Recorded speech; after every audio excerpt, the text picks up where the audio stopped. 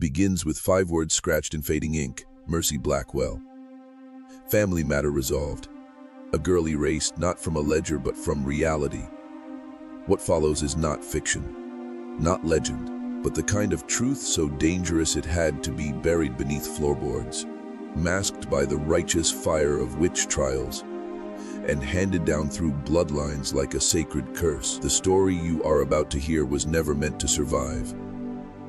It was sealed away beneath centuries of silence, tied to a dynasty so deeply embedded in American soil that even its rot has become heritage. This is not just about the Salem witch trials. This is about power. How it takes root in fear, flourishes in darkness, and survives through the deliberate rewriting of history. Blackwell family didn't burn witches. They harvested them. Their empire was built not on cotton or tobacco, but on the souls of those they condemned. Every accusation wasn't justice. It was acquisition. Every confession extracted wasn't for God. It was for gold. They wore black robes, preached repentance, and prayed over corpses they murdered. This was not hysteria. It was strategy. What we're about to uncover is the structure of psychological control, institutional manipulation, and ancestral evil. But before we begin, you must understand, this is dangerous knowledge, the kind of truth that brands you once you hear it. After this, you don't go back to sleep. You don't look at history the same. And you don't trust the stories you've been told. If you're still watching, means you're ready to go deeper. But tread carefully, because the further we descend, the harder it is to climb back. And by the end, you'll understand exactly why this tale has been hidden for over 3 centuries. Now ask yourself, what if the Salem trials weren't a tragedy, but a harvest? And what if the Blackwells are still reaping? Descent begins now. They say Salem was gripped by fear in 1692, that the townspeople were caught in a frenzy, bewitched by paranoia. But fear, my friend, is not spontaneous. It is engineered, and no one engineered it more perfectly than the Blackwell brothers. Judge Ezekiel, Reverend Nathaniel, Sheriff Josiah, 3 pillars of society, 3 wolves in clerical clothing. What the textbooks call a witch panic was, in reality, the most methodical land seizure in early American history. Masked as piety. Behind every scream on the gallows, there was a deed being signed. Behind every burning accusation, there was a whisper in a study, a calculated nod, a locked ledger entry. And at the center of it all was a teenage girl with too many questions. Mercy Blackwell, daughter Ezekiel, niece to Nathaniel and Josiah, raised in the shadow of power. But she listened, she watched, and she wrote everything down. You see, Mercy had been taught to fear sin, but what she feared more was silence. She began noticing patterns. Every witch arrested just so happened to own land her father coveted. Every property dispute ended in divine condemnation. And then there were the secret meetings. At first, she thought them strategy sessions for spiritual warfare. But one winter night, hidden behind the door with firewood in her arms, she heard her father say something that shattered the illusion forever. The Porter widow's land adjoins the river. Access we need. Josiah's voice followed. She refused to sell. Twice. And then Nathaniel's quiet venom. Then she may soon face troubles of a different nature. What followed wasn't trial, it was theater. Theatrics for the town while decisions were made in shadows. 2 weeks after that conversation, Widow Porter was dragged from her home, accused by girls who had never spoken to her, condemned by scripture, twisted by Reverend Nathaniel. Her property was confiscated by Ezekiel the following week. Legally, of course, signed under duress, sold at a fraction of its value, and entered into a private ledger Mercy was forced to maintain. She didn't understand all of it yet, but she knew enough to start keeping her own records. And that was her first sin, because when you start documenting power, you become its enemy. You become dangerous, like Mercy, like us. Summer crept over Salem like a fever. The sun blistered the rooftops, but it was the courtroom that truly burned. Inside, Judge Ezekiel Blackwell presided like a god dressed in black wool. His gavel struck faster than any devil's hand. Trials lasted minutes. Names were accusations recited, no witnesses, no appeals, just a choice of confess and be spared, or proclaim innocence and swing. But in the shadows beneath this spectacle, something far darker unfolded. A private theater, a blood rite not for the masses, but for the brothers alone. And Mercy Blackwell had seen behind the curtain. One evening in July, she was told to bring bread and cider to the basement. A simple task, daughter's duty. But when she descended those stairs, the truth rose like a stench from the stone. There, tied to a chair, was Thomas Putnam, the man who refused to sell his mill to the Blackwells. His face was unrecognizable, swollen, broken, fingers bent like snapped twigs. Ah, Mercy, her father smiled as if nothing was wrong. Just in time, Goodman Putnam has remembered something miraculous. And then the lie came, fed to a man half conscious from pain. Goody Proctor danced with the devil. Putnam's voice was a whisper. "Thee made me say it." Before the words could settle, Josiah's walking stick shattered across his jaw. "The devil makes you say many things," he sneered. And with that, the confession was sealed. That night, Mercy couldn't sleep. Her hands trembled as she unlocked the desk drawer she'd never been allowed to touch. The ledger was there, thick, heavy, and filled with the names of the dead, not just the 20 publicly condemned. Dozens more. People never tried, never accused aloud, just eliminated. Their land seized, their debt cleared, lives reduced to ink and phrases like acquisition complete or matter concluded. These weren't witch trials. They were executions. Not for sin, but for territory. Mercy began copying the names, hiding the pages under her mattress. Not out of justice. She didn't yet believe she could stop them. But out of fear that if she died next, someone might know the truth, someone might carry it forward. Ask yourself, how many histories were written by men like this?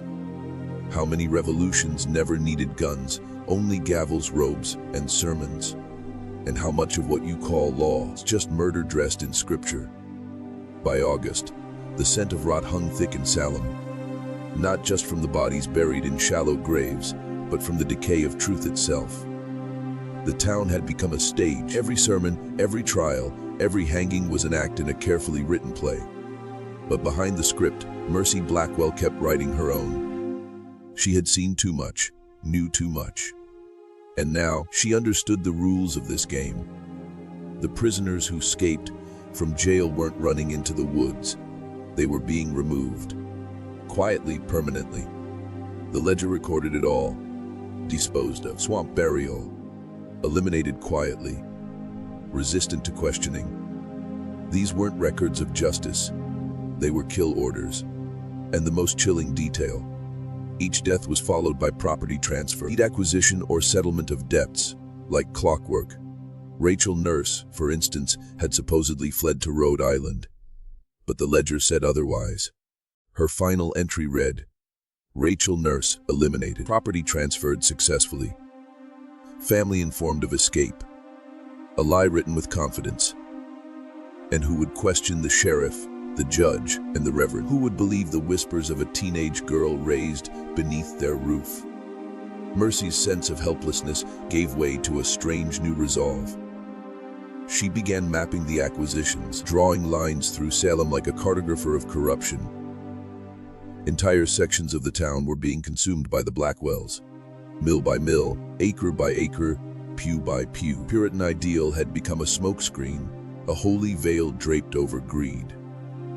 Mercy began smuggling notes from prisoners, tiny scraps of testimony written in charcoal and hidden inside the hems of her gown. She spoke carefully with widows, children, laborers, cross-referencing what the town believed with what she knew.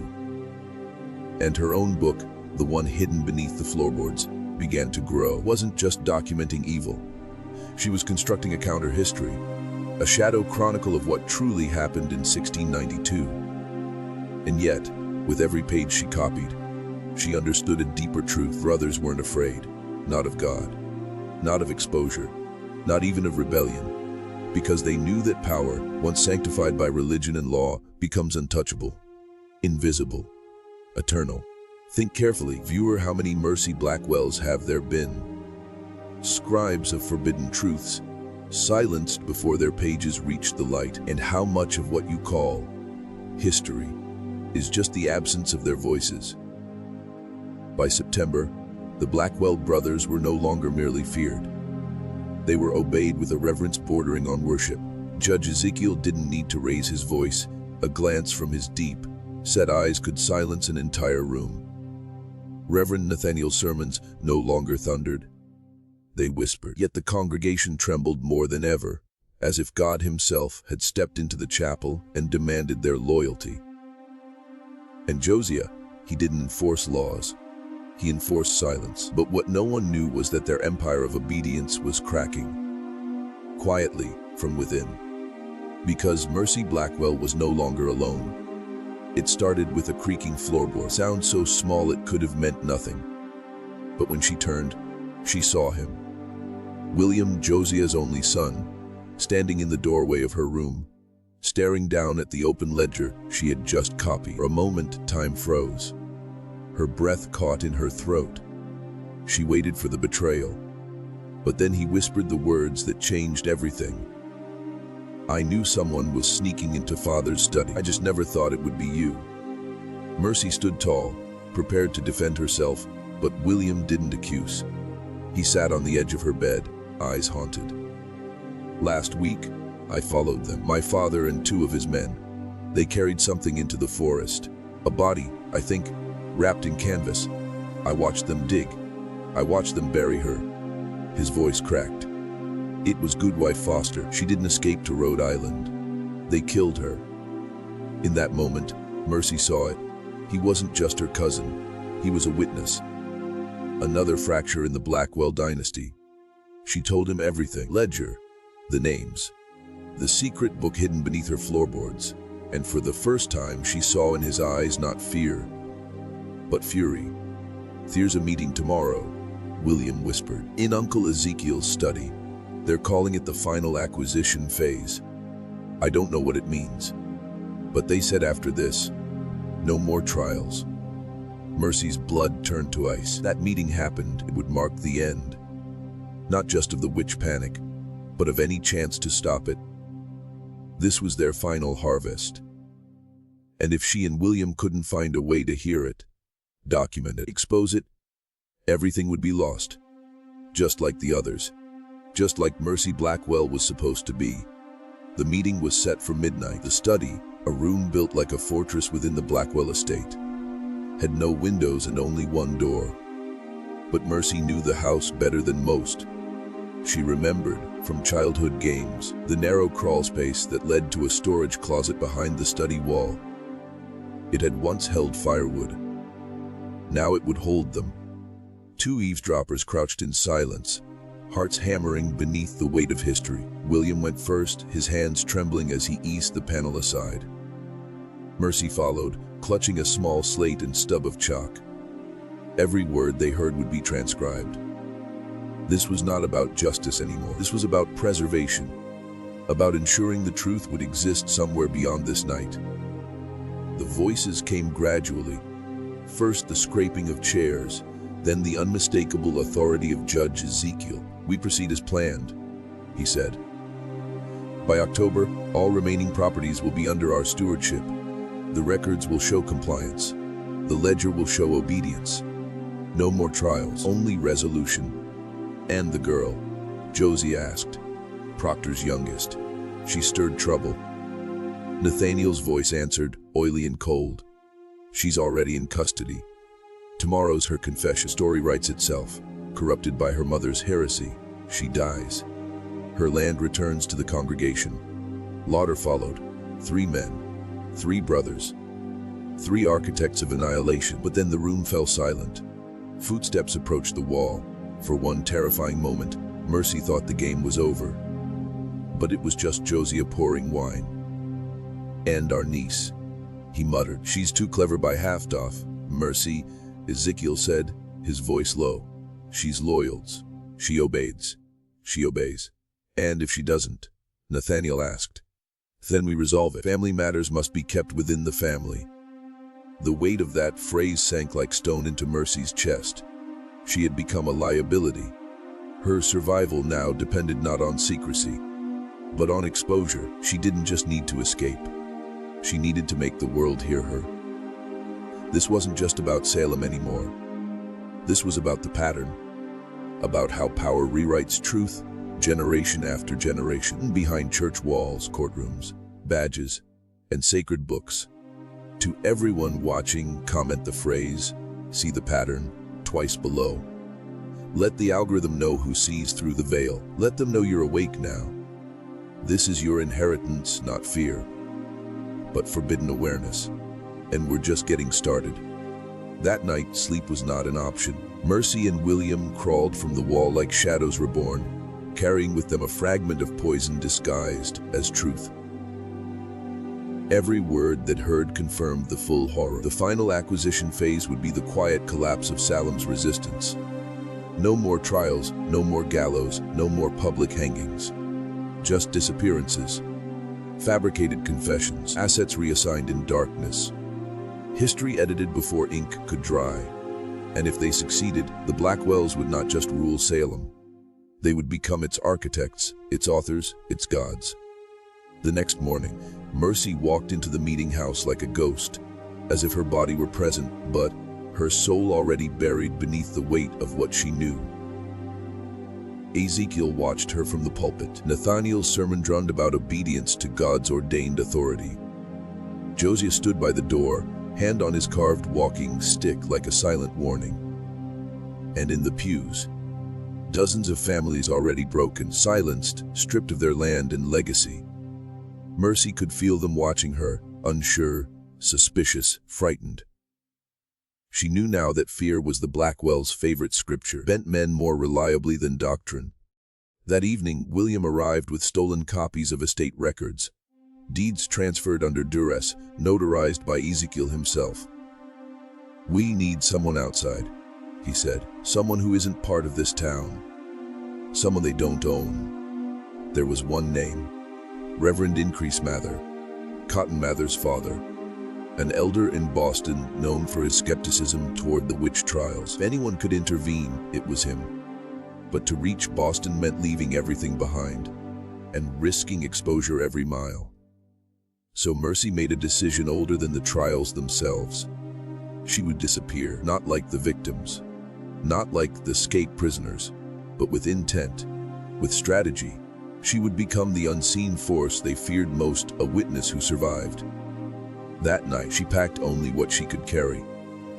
Ledger pages, copied testimonies, estate maps, and the original journal entries her father never meant her to see. She dressed in servant's clothes, tucked her copper hair beneath a common hood, and left through the back fields just before dawn. William watched her go, remaining behind to mislead the brothers and feed false trails. Mercy Blackwell, daughter of power, had become its defector. And now, she was no longer just documenting history. She was about to rewrite it. The road to Boston was not a road. It was a gauntlet. Mercy moved only by moonlight, avoiding patrols, relying on the sympathy of strangers who didn't know her name. She traveled barefoot for stretches to muffle her steps, her skin blistered, bleeding. But she never stopped, because every mile carried a weight heavier than her satchel. Proof, names, transactions, deaths masked as disappearances. She wasn't just carrying paper, she was carrying revelation. By the third day, hunger gnawed at her like an old curse. She drank from creeks, slept under rotting trees, and whispered scripture not for faith, but for protection. She didn't pray to God, prayed to the unnamed dead buried in the Blackwell swamp. If anyone deserved to hear her cries, it was them. On the sixth night, outside a crumbling mill north of Ipswich, she met a man. A Quaker, older, keen-eyed, skeptical. She collapsed in his arms with the words tumbling out. Salem, the trials, the ledger. He didn't believe her at first.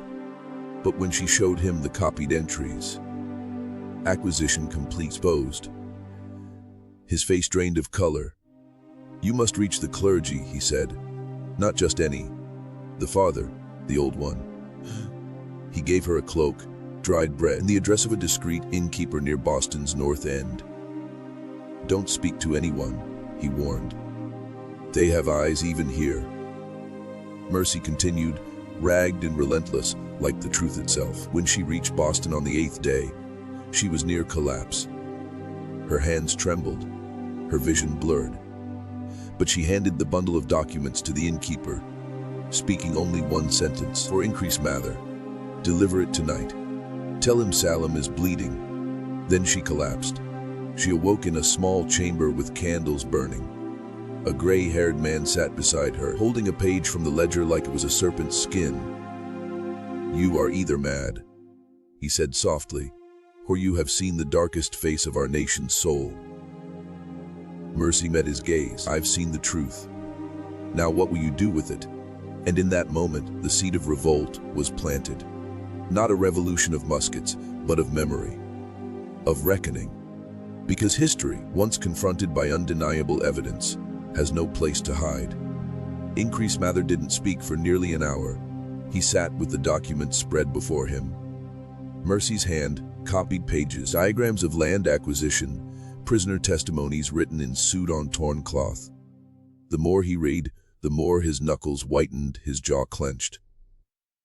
"These aren't just records," he finally said. "They are an indictment, a map of orchestrated evil, disguised as divine justice." Mercy said nothing. She didn't need to. The room already carried the weight of generations screaming through the paper. Mather stood and locked the door behind him. "Do you understand what this is?" he asked.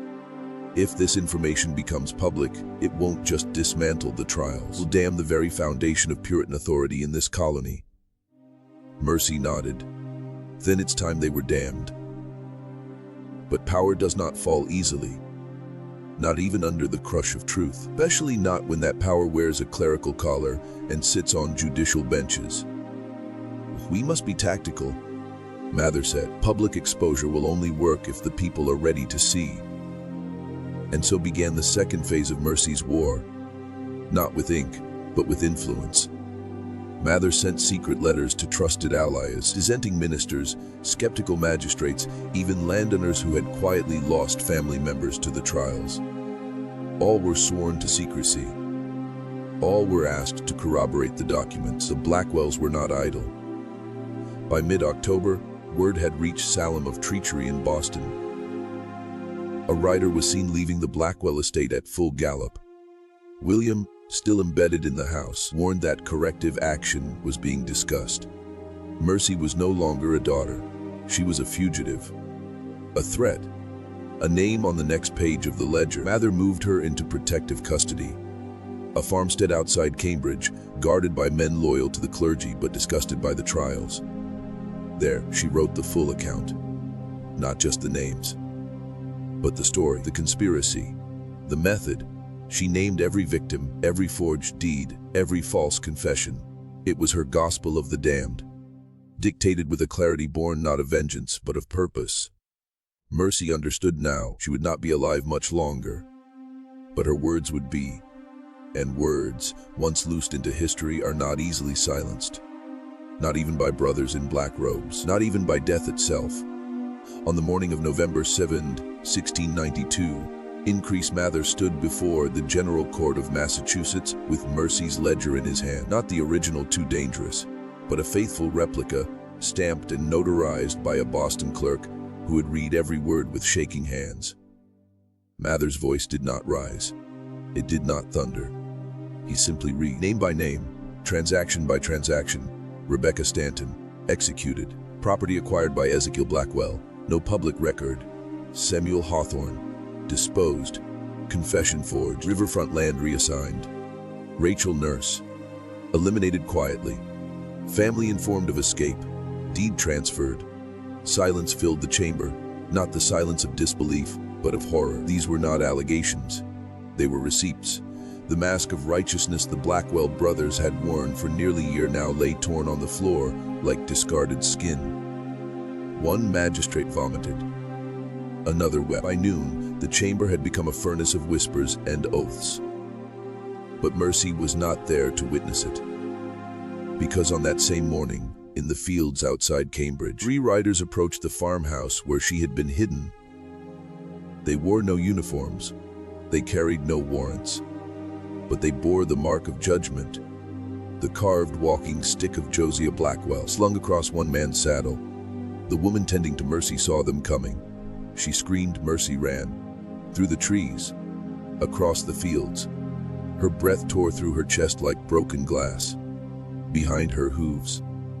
Rope. She reached the old creek and jumped, twisting her ankle on the landing. She fell. And that was when they found her. "Hello, niece," one of them said, crouching beside her. "Family has unfinished business."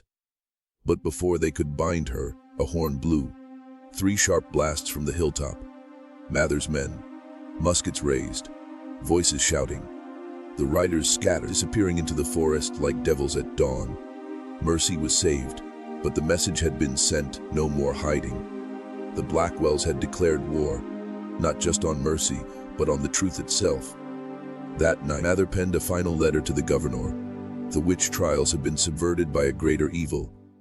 Not superstition, but greed. Not madness, but method.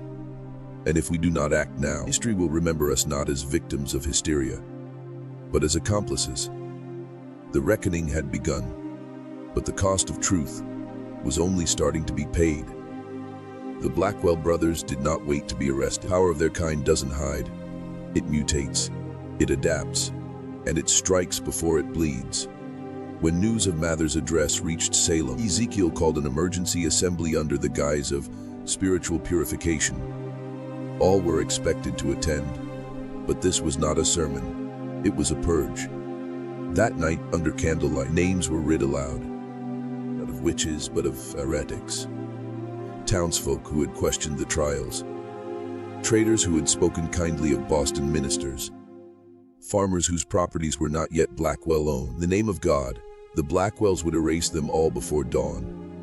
Mercy and Mather watched helplessly as Salem's final descent unfolded. By midnight, 6 homes had been raided. 2 barns were set ablaze. 3 families vanished. The sheriff's men, now more militia than law, roamed the streets unchecked, dragging neighbors from beds and torching records. The town was no longer under governance, it was under siege. But something else happened that night, something the Blackwells didn't expect. William, the quiet cousin, the obedient son, stood on the steps of the meeting house and shouted a name that shattered the sky. Mercy Blackwell lives. And I have seen the ledger. Gasps. Shuffling. And then chaos, because if Mercy lived, then everything else might be true. The land seizures. The fake confessions.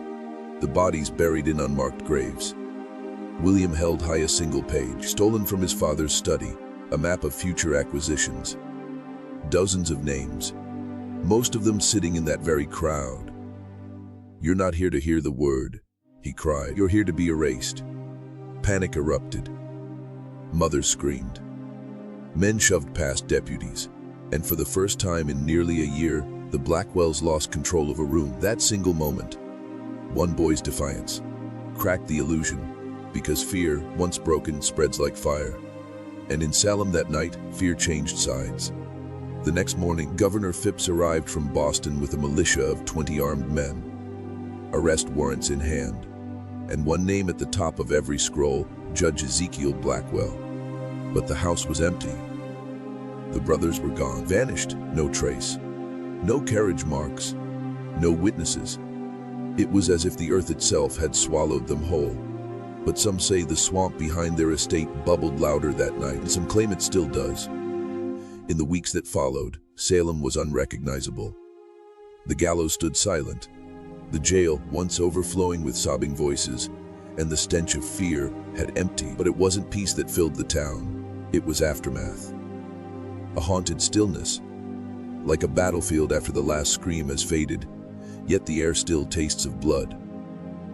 Mercy returned under heavy guard, not as a fugitive, but as a living relic of the nightmare. Her face pale, her eyes changed, not with vengeance, but with the hollow wisdom of someone who had looked directly into the soul of power and seen only a void. She entered her family's home for the final time to retrieve the original ledger. It sat undisturbed, as if daring someone to touch it. She held it in her hands and whispered, "You do not own meat." Then she burned it, page by page.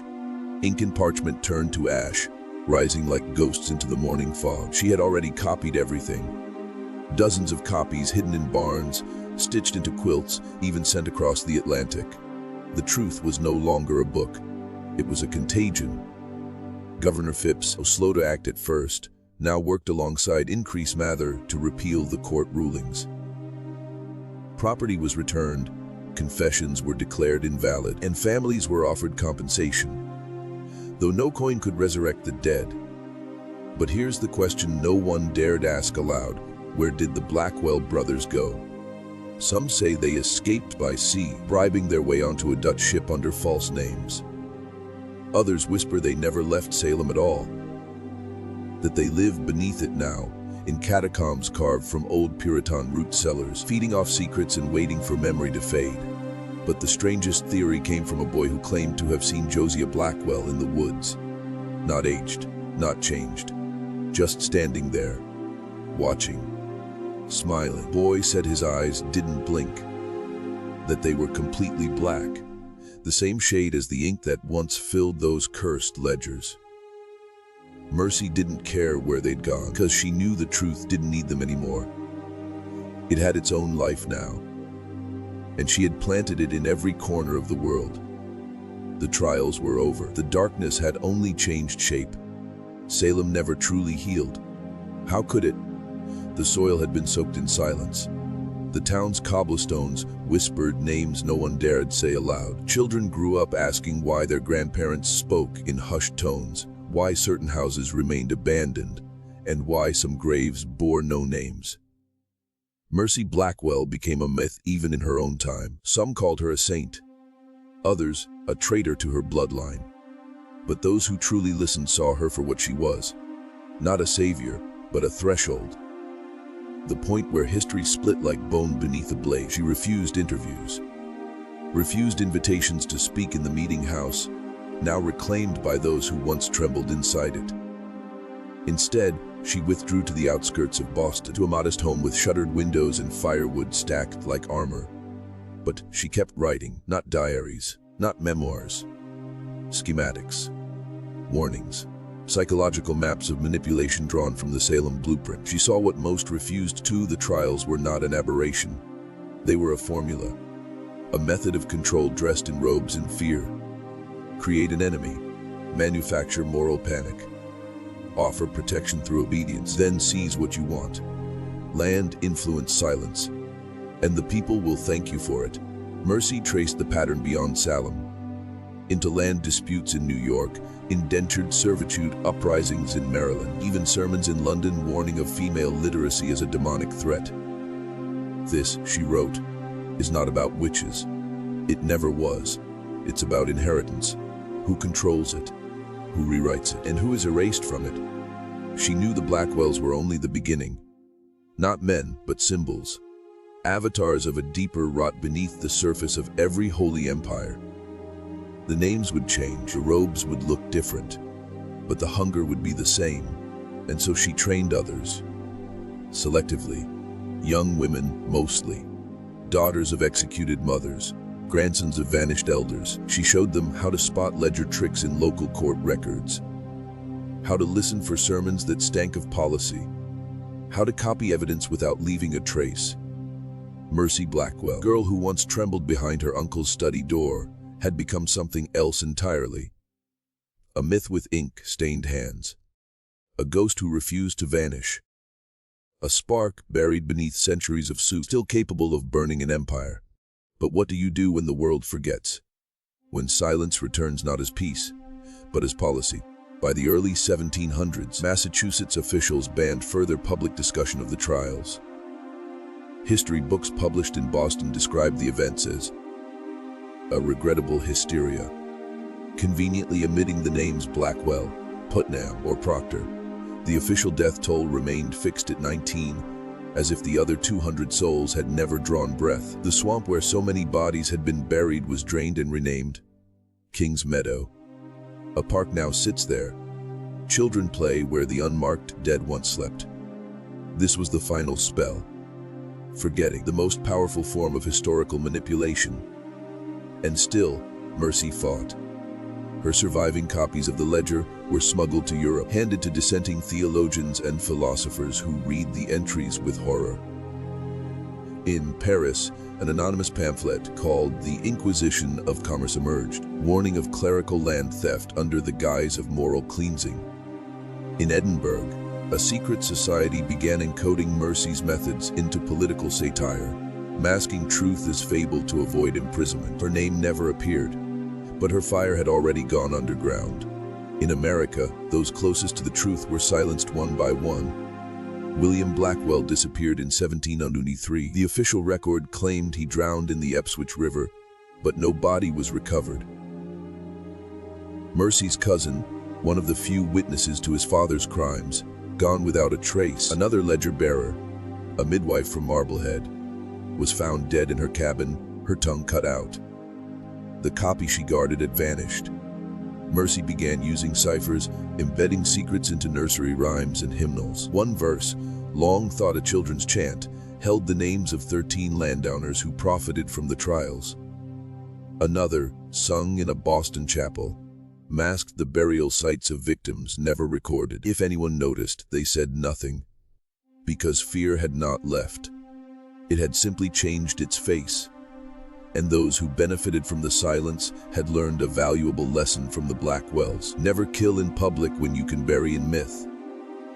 Mercy knew her time was nearing its end, not because they'd find her, but because history only tolerates truth for so long before it begins to itch at the surface, before it demands to be rewritten again. But she was no longer afraid. She had done the one thing they feared most. She had made remembering dangerous. By 1706, Mercy Blackwell vanished from public life entirely. No grave, no will, no record of death. Some say she fled to Nova Scotia under a false name. Others believe she joined a ship bound for the Netherlands, carrying with her the last unburned copy of the ledger sewn into her cloak lining. But those closest to the truth whisper something darker, that she never fled.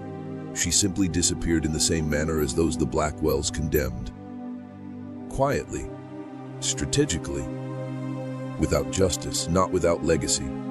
Because Mercy didn't just leave behind words. She left behind a mechanism, a psychological weapon disguised as folklore. Her disciples, though few, had learned the formula of institutional corruption: identify the pattern, document it in silence, wait for fracture, and then strike. A method that would echo through history under many nameless reformers, whistleblowers, revolutionaries. But all of them, knowingly or not, followed the Blackwell pattern in reverse. They used the same steps the brothers used to conquer Salem, but to destroy systems rather than fortify them. That's how Mercy won. Not with confrontation, but with replication. And yet, even in victory, the ledger haunts us, because the truth it recorded was never just about Salem. The Blackwell brothers weren't anomalies. They were blueprints. Human beings who discovered that fear is currency, purity is branding, and law is just a weapon in the right hands. They didn't invent the corruption. They refined it, sharpened it like a blade, wrapped it in scripture, and passed it down. That's why this story isn't over. Because you've seen it before, just with different costumes. Political tribunals, corporate seizures, media spectacles. Always a noble cause, always a threat to root out. Always the same result: someone vanishes. Property changes hands. Records are sealed and the cycle begins again. The real horror isn't the past. It's how familiar it feels. You don't need gallows anymore when you can erase someone digitally. You don't need confessions under torture when you have surveillance and shame. They've made the process cleaner, quieter, but the structure is still intact, still operational, still wearing new names. And maybe, just maybe, you've been inside the pattern all along, thinking you were free. But now you're not just inside it. See it? That's the first step. That's the Mercy method. There's a reason they never teach you the real end of the Salem witch trials. Not in school, Not in the museums, not in the guided tours that sell you stories of hysteria and superstition. Because if you knew how it truly ended, you'd start asking dangerous questions. You'd realize Salem was never about witches. It was about succession, inheritance. Who gets to own the land, the laws, the very narrative? That's why the Blackwells erase their tracks with such precision. Because the deeper you dig into the past, the more it starts to look like a reflection. Mercy Blackwell understood this better than anyone. She knew that burning the original ledger wasn't the end. It was a beginning, an offering to the future, because the truth doesn't live on parchment. It lives in transmission, in the mind, in the copy of the copy of the copy. And her greatest weapon wasn't the ledger, it was you, the listener. The reader, the man who stops and thinks, if they could do this then, who's doing it now? You see, the structure hasn't changed. Only the tools have. Once it was scripture. Now it's statistics. Once it was confession under duress. Now it's coerced consent hidden in user agreements. Once they said witch. Now they say threat to democracy. Same machinery, same outcome. And the reason it keeps working is because no one dares follow the pattern all the way to the end. But you just did.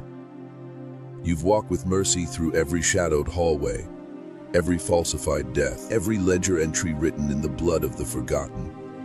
And now, you know the truth. That institutions don't fall from outside. They rot from within, protected by silence, and shielded by the same people they consume. The question is, what will you do with this knowledge? Because the pattern only breaks when it's seen. Repetition is power's camouflage. Exposure is its death. So look closer. Look at your town, your leaders, your laws. Ask who benefits, ask who disappears. And when you see the ledger reappear, because it always does, don't burn it, copy it, spread it. Let the truth infect the silence. Because the story of the Blackwell family isn't finished. It's just changing names. Again, they say time buries everything, that the centuries will swallow even the most monstrous truths beneath dust, denial, and distraction. But some truths don't decay. They fester. They wait. And they return in the spaces where no one is looking. Blackwell legacy is not a ghost story. It's a system, an operating manual for domination. And if you've paid attention, you've already seen its fingerprints in places you thought were safe. How do you control a population? Not through violence. That's too crude, too visible. No, you use morality. You weaponize virtue. You tell people they're saving their souls by surrendering their neighbors. Create fear so precise it feels like their own reflection. That was the genius of the Blackwells. They didn't invent lies. They gave lies a priest, a judge, and a sheriff, turned every act of evil into a ritual of righteousness, and the people obeyed, willingly. That is what haunted Mercy until the end. Not just what her family did, but how many others helped. The silence, the nods, the neighbors who turned their heads as women were dragged from their beds. Evil doesn't survive through strength, it survives through consent. Quiet consent, passive consent. Yours. And here's the hardest truth of all: the ledger is still open. It has changed hands, changed fonts, changed jurisdictions, but it's still there. In boardrooms, in courtrooms, in algorithms, archives labeled, sealed, still counting names, still marking acquisitions, and it's still rewarding the same three rollers: the one who writes the laws, the one who preaches the doctrine, and the one who enforces both. The judge, the priest, the sheriff. Find them. Watch how they move. They always appear when order begins to fray, offering certainty, order, salvation. But look closer. What are they taking while the crowd applauds?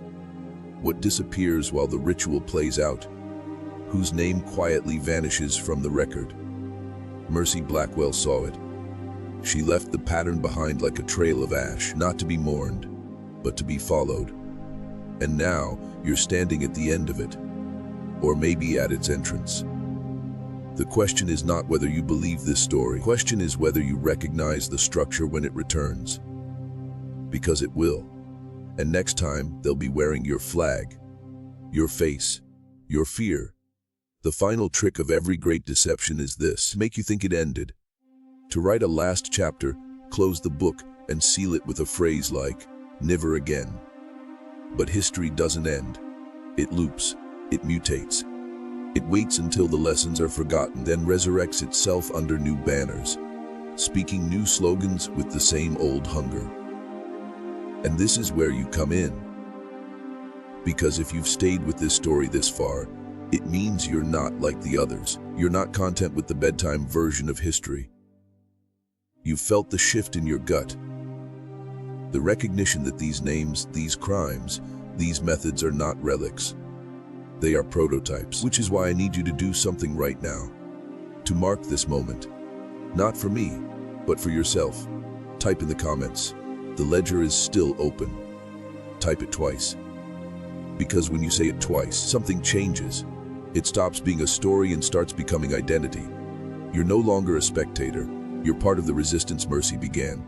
You carry her flame now, quietly, relentlessly, strategically, because there are still ledgers being written. You'll find them buried in legal loopholes, hidden in digital code, etched into the margins of government contracts. Every time you see a scandal where no one is punished, every time property changes hands behind tragedy, every time a whistleblower vanishes, you've seen a page. Every time a death is ruled natural without an autopsy, every time a policy conveniently benefits the preacher, the judge, and the sheriff, you've touched the ink.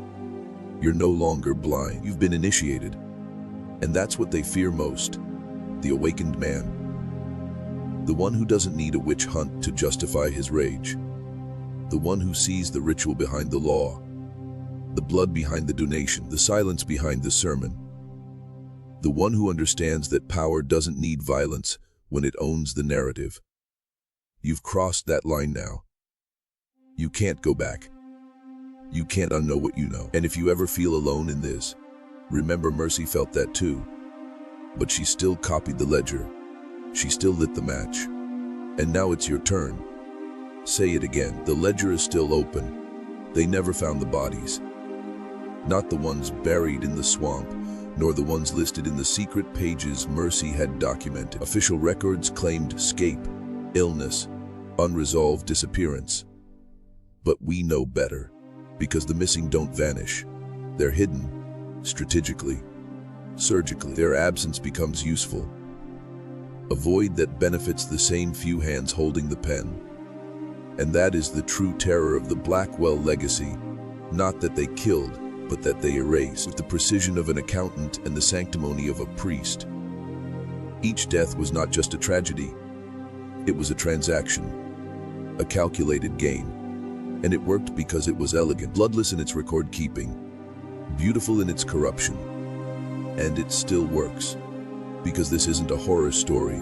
It's a manual. The same techniques that condemned Mercy's neighbors are now used in your world under different names. Redistricting, foreclosure, data manipulation, controlled narratives. You think a man's property can't be seized today without proof? Look closer. You think reputations aren't executed without trial? Scroll your feed. You think the poor aren't silenced through bureaucratic strangulation while their land, ideas, and lives are redistributed to the powerful? Check the balance sheets. Modern ledgers don't drip with ink, they pulse with binary. But the pattern is identical. The victim disappears, the narrative shifts, the public forgets, and someone profits. That's why Mercy's work remains dangerous, because it reveals the algorithm, the dark code behind moral governance. It strips away the costumes and shows the machinery underneath. And once you see it, begin to notice the masks slipping everywhere. In courtrooms, in schools, in headlines. But seeing isn't enough. You must remember. Because memory is the one thing corruption cannot process. It's the error in their code, the glitch in their simulation. That's why the swamp was drained. That's why the records were sealed. That's why your textbooks are sanitized and your heroes are made of plastic. Because if you remember, you will resist. And if you resist, the ledger will start to burn. Word by word. page by page, system by system, just like mercy intended. In 1711, nearly 2 decades after the Salem witch trials, the Massachusetts legislature passed a resolution to clear the names of those wrongfully accused. They issued modest reparations. They declared the trials a mistake, a fever of ignorance, a blot on the colony's honor. It was the final insult, not because they lied, but because they diluted the truth into apology. You see, absolution is the most effective cover. It ends the investigation, invites forgetfulness. It lets the machine live on under a different name. What they called hysteria, mercy knew as strategy. What they called fear, she knew as architecture. These weren't random acts, they were rehearsed ones. Scripted, executed, profitable. But the state needed closure, so it manufactured one. A neat ending. A few prayers. Case closed, but the ledger was never closed. It only went quiet. You can hear it today if you know where to listen. In prisons filled disproportionately with the poor and the voiceless, housing developments built on evictions, crafted through zoning law alchemy. In spiritual leaders who preach salvation while laundering real estate. The same triad repeats: judgment, morality, force. Judge, enforcer, just like Ezekiel, Nathaniel, and Josiah. That triangle of control never vanished. It just evolved. Mercy saw this. That's why she trained others. Not to become saviors, but to become mirrors.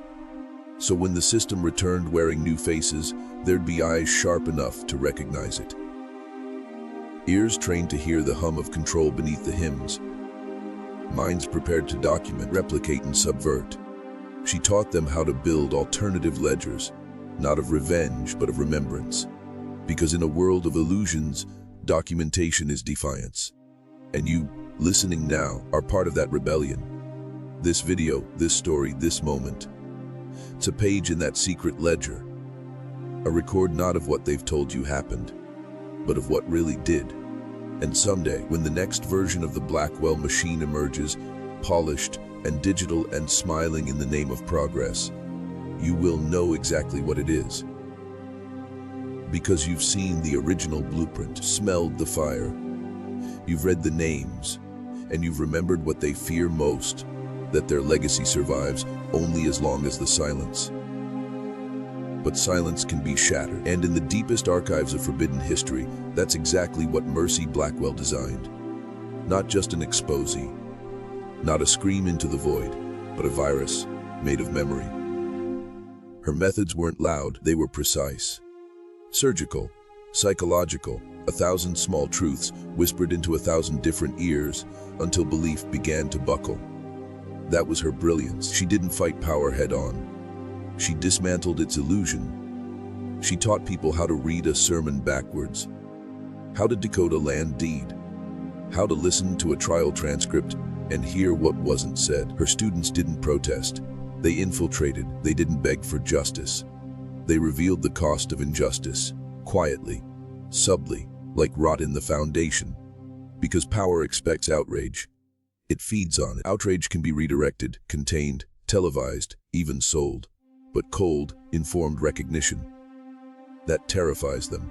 That's why they call thinkers like you dangerous. That's why you're taught not to ask certain questions. Why you're told history is complex, unknowable, shaded in gray. Because if you started pulling on the right thread, the whole tapestry might collapse. And what would you see beneath it? A story that never ended.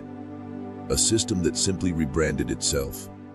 Judge Ezekiel's name doesn't echo in your courts today, but his verdicts do. Reverend Nathaniel's voice no longer rings in pulpits, but his theology lives on in every doctrine that equates obedience with salvation. Sheriff Josiah's boots no longer strike cobblestone, but his baton echoes in every institution that says, "Comply or disappear." These are not ghosts. They are structures. And you've seen them. Headlines that blame the victim. In laws that reward silence. In companies that claim morality while extracting everything. This is the final stage of the pattern recognition, when you stop seeing systems as separate and begin to understand they are limbs of the same body. The same hunger. The same Blackwell blueprint. And once you see it, You don't unsee it. You become the anomaly, breaking the cycle. That's why they want you numb, entertained, distracted, because they know what one awake man can do. One man with a memory, a map, a match. Mercy wasn't trying to win a war. She was teaching you how to light the fuse. Some believe the Blackwell story ended in obscurity. Another cautionary tale faded into the dust of colonial memory. But the sharpest minds know better, because every so often, the pattern resurfaces. A sudden purge of dissidents in a city council, a quiet transfer of land after a neighborhood mysteriously declines. A whistleblower disappears after revealing internal fraud. Ruled a suicide, no investigation. It's not supernatural. It's systemic. The same engine Mercy Blackwell tried to dismantle has simply evolved its camouflage. Now it wears diversity as armor. Now it smiles through progress reports. Now it speaks in the voice of unity, while sharpening knives beneath the table. And that is what makes it more dangerous than ever. Because the modern ledger doesn't look like a book anymore. It looks like a network. A closed loop of influence, untouchable by the average citizen. Policy, morality, enforcement, still divided among the triad. Just updated. Now the judge is a bureaucrat with sealed records. The priest is a media influencer with moral high ground. The sheriff is digital. Algorithms that erase dissent faster than any gallows. And you've been taught to applaud it. To mistake control for protection. To call compliance progress. But beneath the surface, the mechanics are unchanged. Properties are still seized. Lives still erased. Voices still silenced. All with the same old justifications. For the greater good. To protect the public. To maintain order. These are the new incantations. Spells no less powerful than those cast from pulpits centuries ago. Mercy warned us. Next witch trials will not use fire. They will use policy, optics, metrics, and she was right. The victims won't wear pointed hats. They'll wear uniforms, badges, lab coats, or worse, nothing at all. Because no one will name them. No one will mourn them. They'll simply vanish into databases.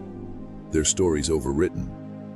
Their assets redistributed. When someone tries to ask what happened, the reply will be the same. Case closed.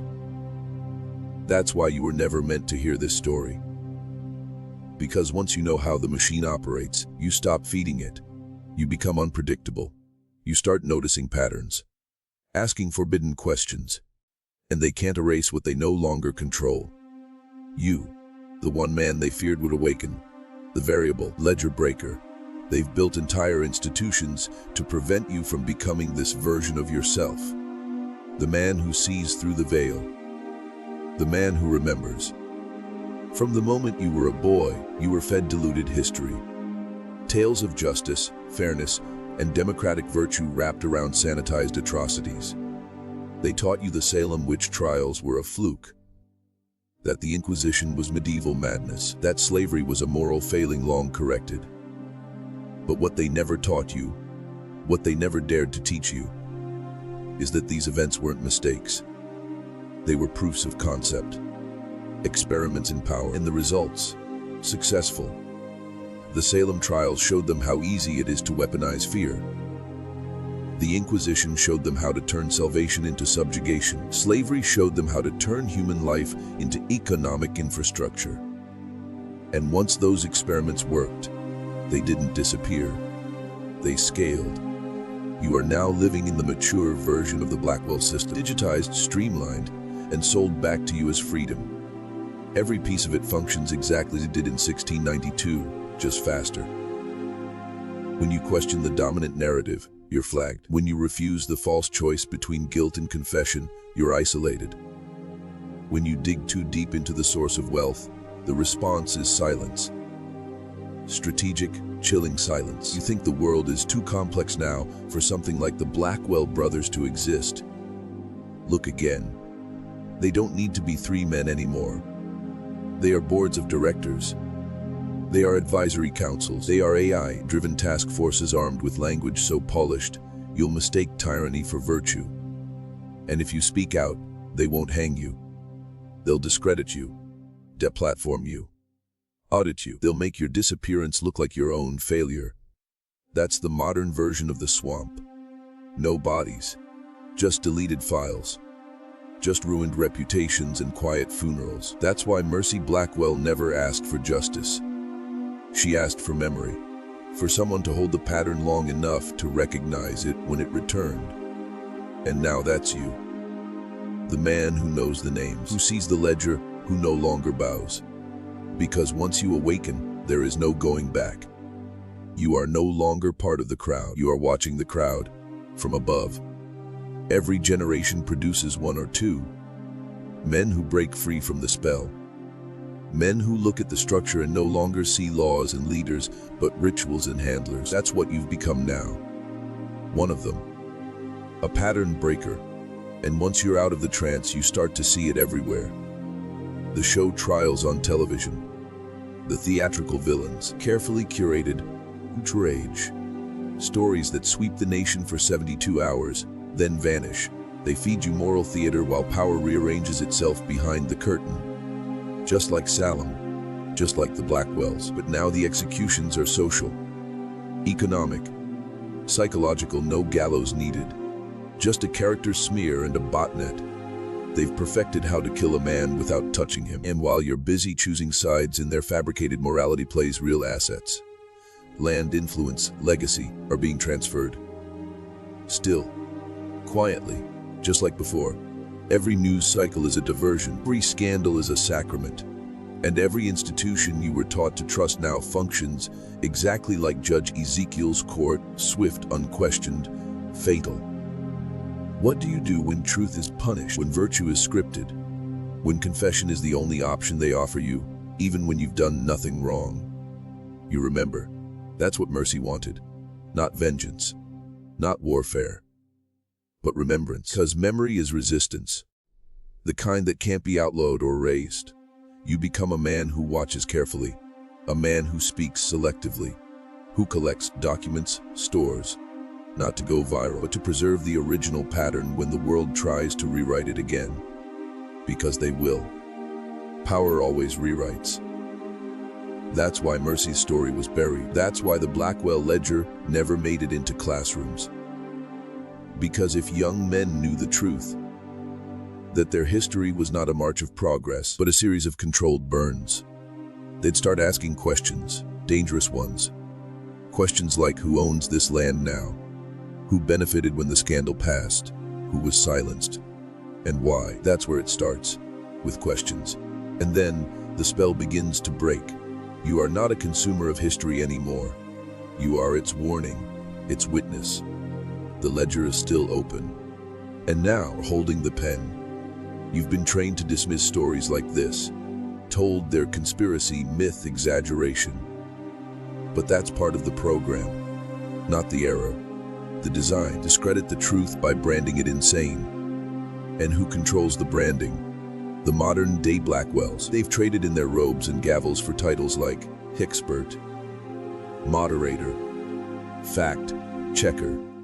But the role hasn't changed. Control the narrative, shape the perception, dictate reality. That's the true courtroom now. Public opinion.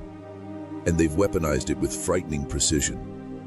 Think about it. Through the original Salem victims were condemned based on spectral evidence, visions, feelings. Today, careers are destroyed over tweets from a decade ago, opinions taken out of context, accusations that never go to trial.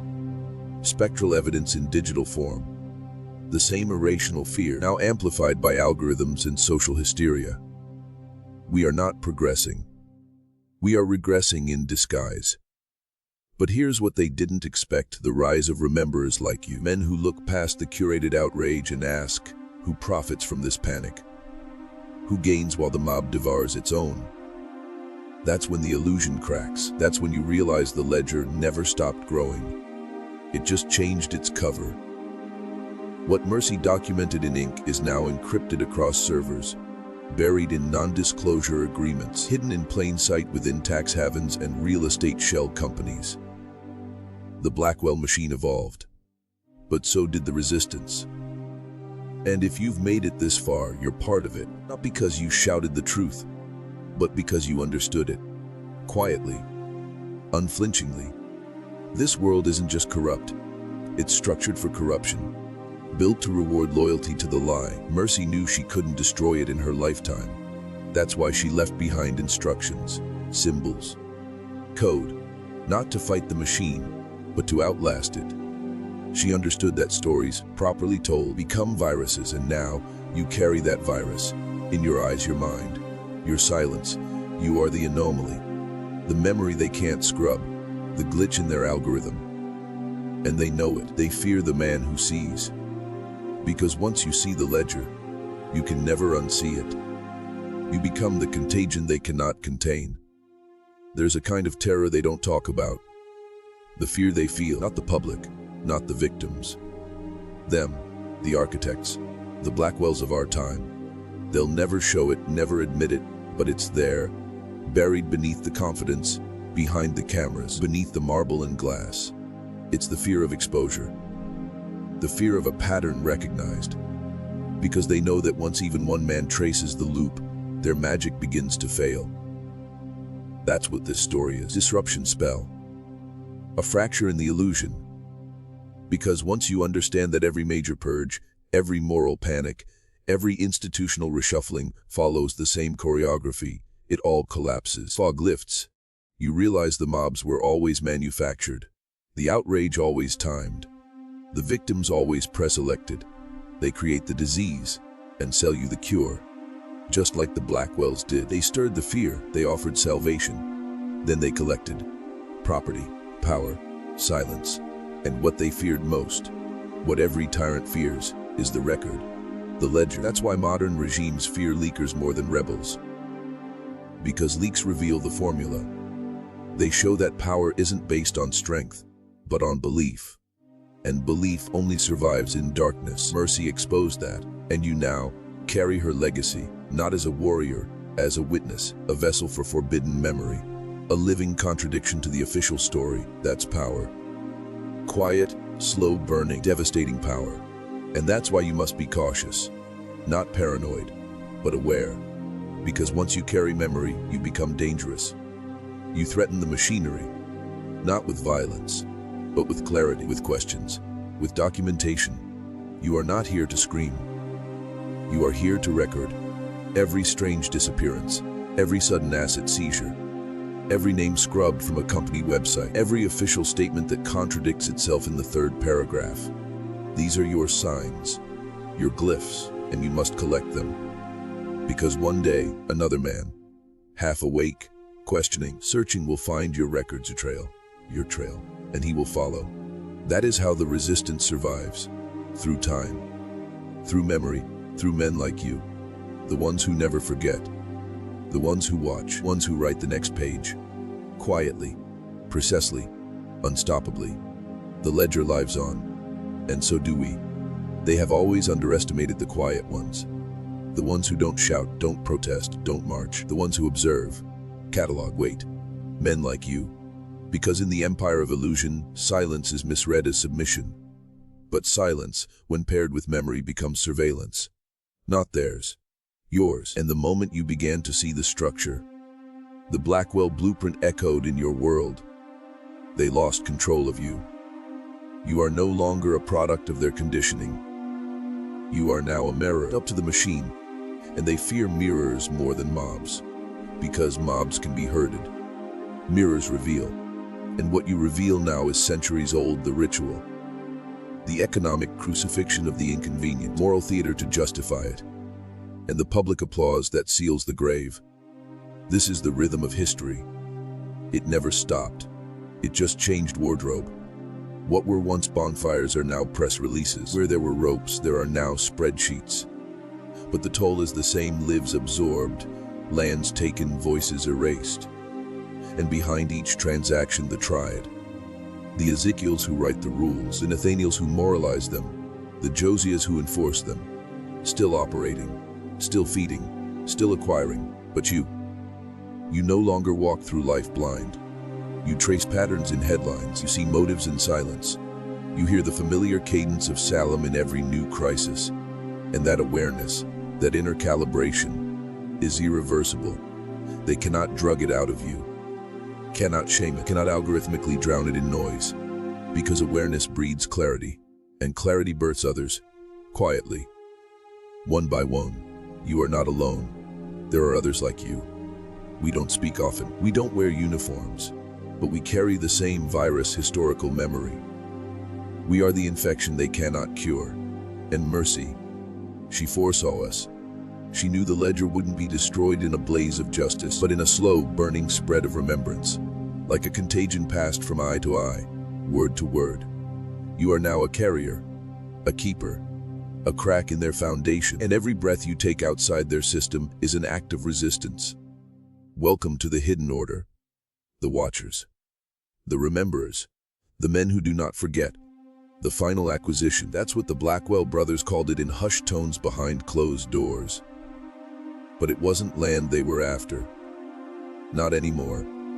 It was permanence, a legacy so deeply embedded in the fabric of the colony that no uprising, no inquiry, no history book could ever root them out. That's the goal of every dark power, to outlive scrutiny, become myth before it becomes memory. And it worked. For over 300 years, no one questioned why the Blackwell family still owned vast properties in Salem's historic district, why their name showed up on donation plaques, legal trusts, and quiet backroom meetings. They didn't just win. They rewrote the rules of the game, and you were never supposed to notice.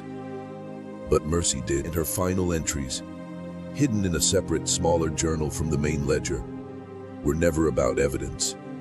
They were about warning, instructions, passed down in symbols, cross-referenced with weather patterns, lunar cycles, and coded phrases embedded in church hymns. A roadmap not to vengeance, but to continuity. Because she understood corruption doesn't die. It adapts, so must we. The ledger is no longer a book. It's consciousness, living memory, patterns stored across minds, repeated in whispers, translated into questions.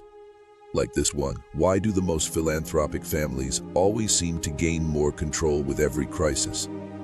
Or this, why does generational wealth in certain bloodlines remain untouched by the storms that destroy others? These are not accidents. They are legacies, bought not with virtue, but with silence, buried bodies, and erased names. And yet, they smile in public. They sponsor museums, fund universities, shape policy, just like the Blackwells. Respected by day, monstrous by candlelight. That's the final acquisition, when darkness wears the mask of legacy. When the executioners are rebranded as benefactors, when the truth is buried beneath so many layers of praise that it suffocates. Mercy's last act wasn't to expose them. It was to prepare you. The man who would walk into the present with ancient eyes, who would see past the memorial plaques and the curated archives and say, I know what this is. I know this pattern. And in that moment, the cycle breaks. Because power cannot endure when memory is away. You are not just watching this story. You are continuing it.